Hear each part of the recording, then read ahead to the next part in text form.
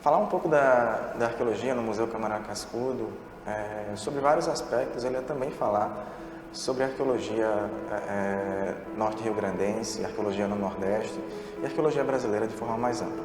Nos anos 60, o que se conhecia sobre pré-história no Brasil, ou sobre a pré-história brasileira propriamente dita, era ainda um quadro muito pequeno.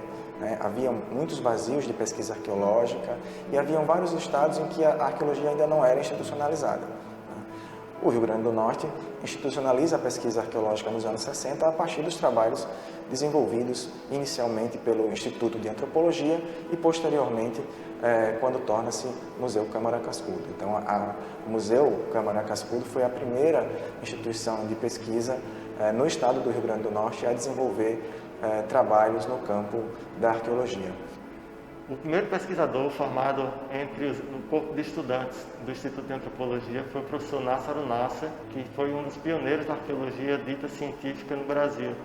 O professor Nássaro Nasser estava vinculado ao Programa Nacional de Pesquisas Arqueológicas, o PRONAPA, que tinha uma parceria desenvolvida com o Smithsonian Institution, o casal Beth Meggers e Clifford Evans. E a partir dessa formação inicial dele com esse casal, do Smithsonian Institution, foram desenvolvidas diversas pesquisas aqui no estado do Rio Grande do Norte. Essas pesquisas tinham como base o estudo da cerâmica, para entender o povoamento, primeiramente aqui no estado, e depois conectado com todo o Brasil, e aí a explicação do povoamento nas Américas. E aí no Rio Grande do Norte, o professor Nássaro Nasser, no Rio Curimataú, no hoje município de Vila Flor, identifica um sítio arqueológico, e esse sítio arqueológico ele encontra várias vasilhas cerâmicas associadas às populações tupi.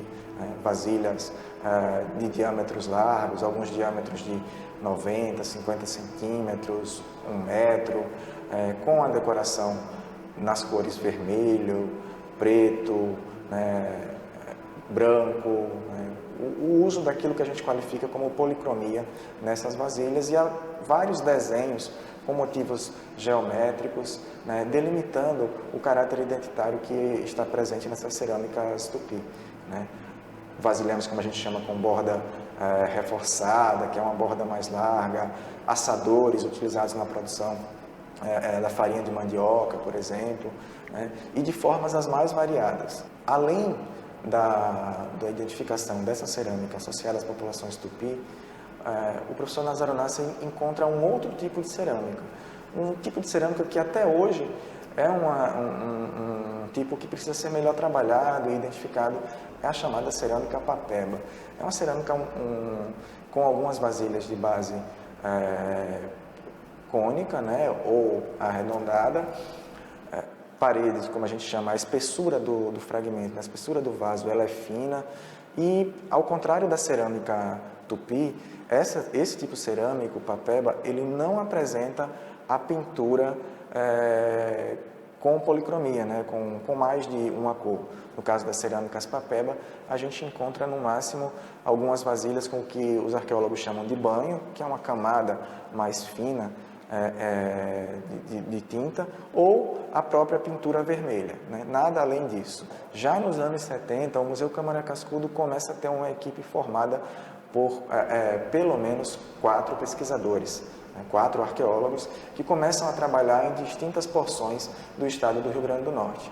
Esses pesquisadores começam a pensar problemáticas do trabalho ligadas à chamada arte rupestre, na região do Seridó do estado, aos conjuntos lídicos, as rochas que foram trabalhadas pelas populações humanas e transformadas em diferentes tipos de utensílio, desde pontas de flecha até facas, raspadores usados para tirar couro ou mesmo cortar em alguns casos. Então, diferentes instrumentos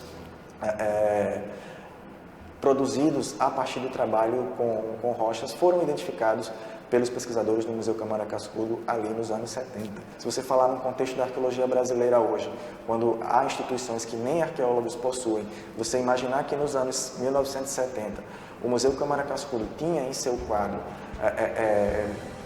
3, 4 pesquisadores, né, arqueólogos ligados a esse trabalho, é pensar que já nos anos 70 essa instituição também, a nível nacional, funcionava como um espaço de referência para os trabalhos produzidos naquele momento. Nos anos 80, tem uma etapa bem bacana da arqueologia desenvolvida no Museu Câmara Cascudo, que ela é extremamente importante e vale ser salientada, que é a formação de quadros. No início dos anos 80, ali por volta de 1982 até 1985, o Museu Câmara Cascudo desenvolve trabalhos de ensino a partir da especialização em arqueologia, né? Uma especialização em arqueologia pré-histórica, especificamente. Hoje, a arqueologia no Nordeste brasileiro ela tem um outro quadro. Há outras instituições que formam arqueólogos a nível de graduação e de pós-graduação, mas, pelo menos até os anos 90, a única delas que desenvolvia essa formação era a Universidade Federal de Pernambuco. E, nos anos 80, além da Universidade Federal de Pernambuco, a gente também teve o Museu Câmara Cascudo. Um segundo momento da arqueologia aqui no Museu Câmara Cascudo foi com a chegada do professor Armando Laroche, que trouxe alguns estudos relacionados ao material lítico, né, as pedras lascadas e polidas, e desenvolveu diversas pesquisas aqui no estado. O professor Laroche também teve auxílio, o apoio dos pesquisadores Vicente Giancotti Tazzoni e o professor Tom Miller, que chegaram posteriormente aqui no museu, e cada um à sua maneira, com seus campos de trabalho, começaram a desenvolver pesquisas com caráter local, né, e que evidenciava essa presença forte do patrimônio arqueológico aqui no Rio Grande do Norte. O professor Tom Miller é reconhecido, né, nacionalmente como um grande pesquisador da etnoarqueologia e da arqueologia experimental. E esses pesquisadores, de certa forma, são básicos no estudo da arqueologia brasileira, né, colocando o Museu Câmara Cascudo no patamar dessas instituições historicamente importantes para a formação do campo arqueológico. O professor Tom Miller, nos anos 80, implanta um setor, né, de pesquisa arqueológica no Museu Câmara Cascudo ligado à chamada etnoarqueologia, né? A etnoarqueologia articula, por exemplo, a percepção de populações indígenas contemporâneas em relação a diferentes tipos de materiais e de bens arqueológicos. A etnoarqueologia no Brasil hoje ainda é um campo de atuação pequeno. Agora imagine nos anos 80. Então o Museu Câmara Cascudo é uma das primeiras instituições no país a ter um setor de pesquisa ligado especificamente à etnoarqueologia. Nos anos 80, começa a nível do continente americano, por exemplo, começam várias discussões ligadas ao patrimônio arqueológico e ao que já estava acontecendo nos anos 80, que é a destruição desse patrimônio pela implantação de obras, né? Algumas delas públicas, né? Obras como hidrelétricas, barragens, linhas de transmissão, e outras obras de caráter privado. Mas o fato é que naquele contexto dos anos 80, várias dessas obras estavam impactando sítios arqueológicos. E aí, nos anos 80, no Rio Grande do Norte, ocorre a construção e implantação da barragem Armando Ribeiro Gonçalves, que é o maior reservatório hídrico que há no estado do Rio Grande do Norte, ainda hoje.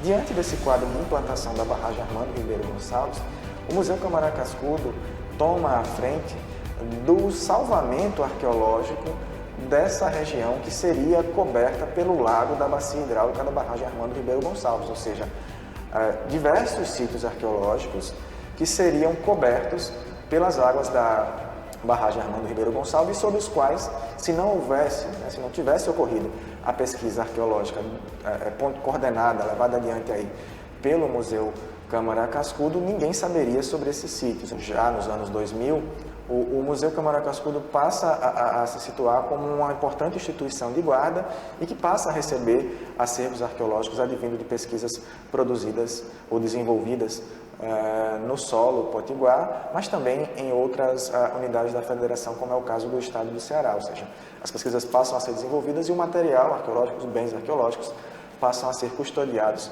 no Museu Câmara Cascudo. Há basicamente 3 formas de ingresso de bens arqueológicos no Museu Câmara Cascudo, né?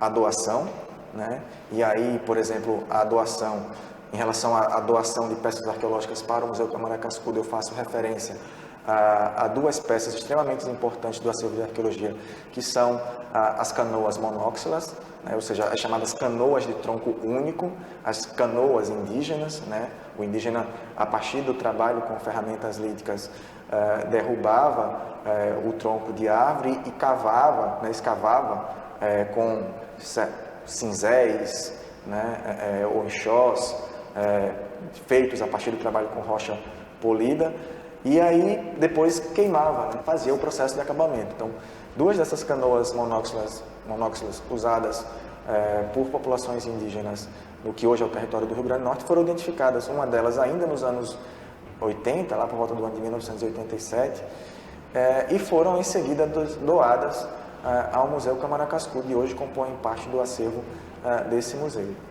Um outro exemplo também de doação de bens arqueológicos ao Museu Câmara Cascudo e que começa a fomentar uma nova etapa de pesquisa arqueológica na instituição foi a doação do chamado Marco de Touros, né?